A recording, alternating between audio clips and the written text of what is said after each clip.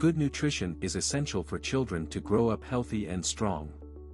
In this video, we'll explore the importance of child nutrition and why it should be a top priority for parents and caregivers. It can be challenging to ensure that children are getting the proper nutrition, especially for busy parents who are always on the go. However, even small changes can make a big difference in a child's health.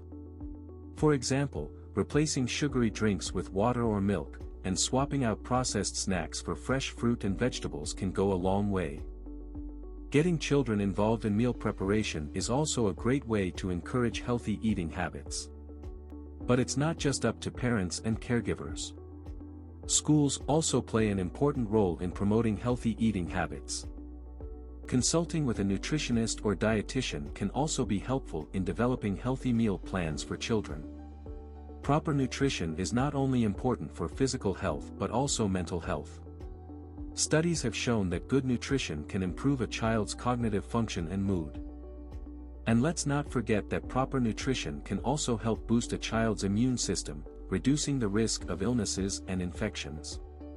In conclusion, proper nutrition is essential for children to thrive and grow up healthy.